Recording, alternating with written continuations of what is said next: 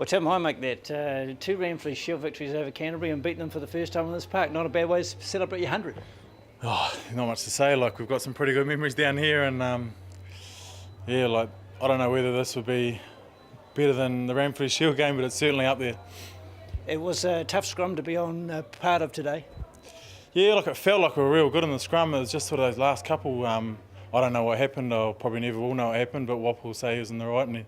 But I don't know what happened, but out of our control, we won the game, so I'm happy. Seemed to come out firing in that second half, a lot more energy and purpose. Yeah, no, like, even that first half felt good. It just felt good the whole game, and the boys were positive, and we were just stuck in there. How important Hara Horo's try under the bar? Oh, crucial, wasn't it? It was bloody good. He's a class player, and every game he seems to show something that he's worthy of. He's just unreal. The value of Sapawanga, we talk about it every week, but slotting the critical goals. Yeah, no, he's a hell of a signing, so good man. Hard to keep lid on emotions. You know, you've been in this team for a long time, huge occasion. So just tell us about the build-up to the game for you. Yeah, a lot of the boys put a lot of emphasis on me. Like, to me, it was, I just tried to think of it as just a normal game.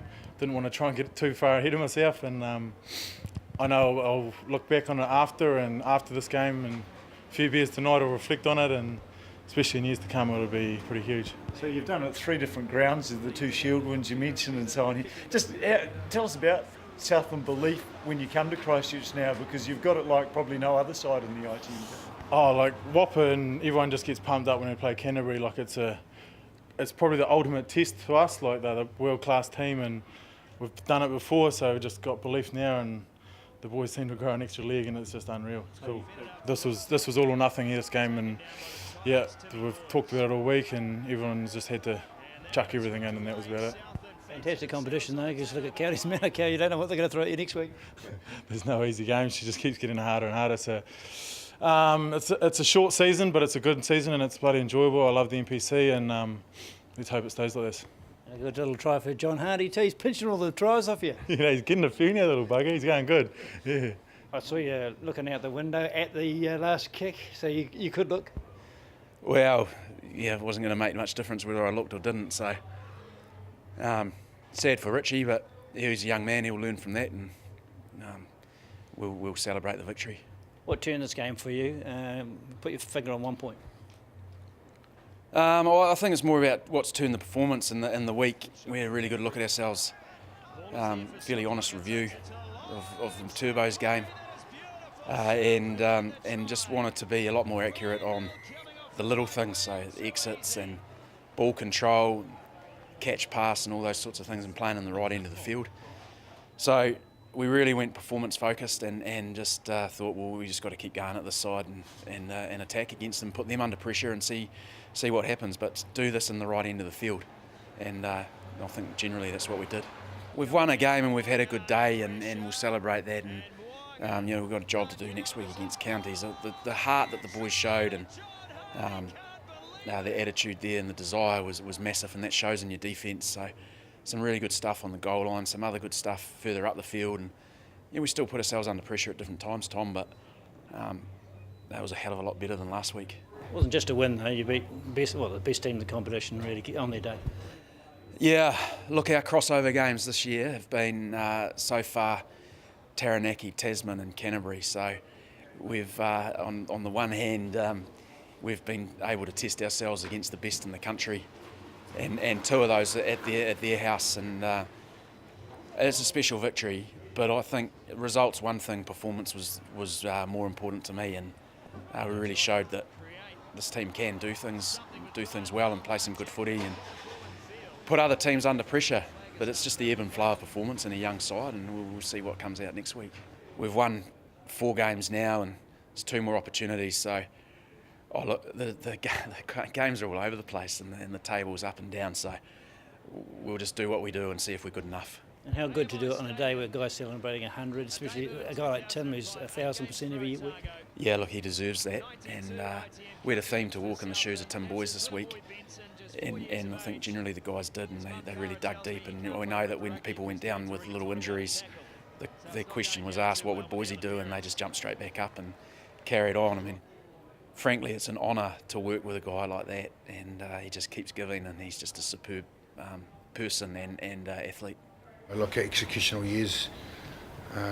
Started off amazingly, and in the last few weeks it's been quite poor. And look, I don't know why, and I'd like to come out with some profound statement why and how we're going to turn it around. But that's the challenge now for us. Just a considerable amount of players turnover with the amount of injuries ahead in key positions, and the Creighton thing was really hurt us. As a group, with losing Tom and a key player for us, and just swung 2 or 3 players, and then with Pat getting injured as well, and just having a young backline that made some interesting decisions. You mentioned injuries. Willie Hines, what can you tell us about? Looks pretty grim. It looks terrible. Yeah, look, it's a challenge, We were really disappointed after Wednesday night, and we're looking to look after guys that had tough super seasons, and the young fellas made a lot of those errors that we did today. So, yes, it's going to be an interesting 6 days for us. How do you deal with that? I mean, this it's an inexperienced group, largely speaking. You talked about a bit of adversity now, and you've arguably got your 2 toughest opponents to come. Yeah, we have. Look, there's a lot of whys and how we can get better. It's going to be a real challenge, and I'm not too sure just yet. Look, you can't go barking at these young fellas too much, and but we're not too sure where we're going to go with the rest of the next injuries, who's left, because we're about 4 or 5 deep in most positions already. So, and a lot of that's to do with the guys going up to the All Blacks, but and Tyler Blandale's injury was that's critical at the start of the season for us to lose someone of his calibre, but it's what it is now, and we've got a challenge. Give us your emotions, Razor, when Richie Mo'unga lined up that kick, because I think he's been successful with everyone going into it this season. But yeah, look, I thought we might have snuck away with one, and look, it was a passionate Southland team, and they stuck in there, and they deserved to be. They played some great football, and a lot of teams have. They held the ball against us and created opportunities, and yeah, it was disappointing. It's such a great crowd, and gutting. Is Patrick Osborne likely to be right for? Oh God, I hope so. Is it Carl? I hope so. I hope Jack Goodhue's good as well. Right. Yeah, I hope Jack Goodhue's good as well, and I'd like to have Tom Taylor back, Colin Slade, Ryan Crotty, and Johnny McNichol, and Willie Hines would be good to have back as well. Yeah. To compound your woes, I was watching the TV this morning, and Brody Retallick might have concussion. Yeah. Would you lose Dominic Bird if you did? Yeah. Is he Dominic going to go to South Africa? Don't know. You'll learn tonight, will you? Oh, mate, Shandy will ring. We'll take a couple more players, but that's all good. That's fine. Any thought to going back on the last 10 seconds? I'm not allowed, unfortunately, but if I was out there, would have been all right. But that was a great scrum that the boys turned on there right at the end. But obviously, too little, too late.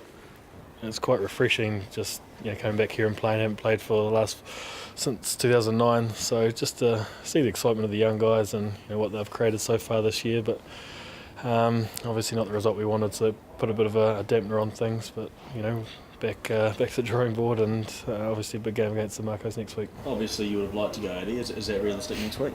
I think the plan is obviously a bit more game time. Whether it's 60, 80, not sure yet. Have to sort of see how we pull up from this game. But just kind of sticking to the plan of 40, and probably could have played a bit longer, but that's just the. How does that change? Do you talk to All Blacks management during the week and see what they think, and when they want you back? Or they're constantly talking to the medical and management team here at Canterbury, and also myself. So I guess the big thing is just see how I pull up the next couple of days, and then make a plan from there.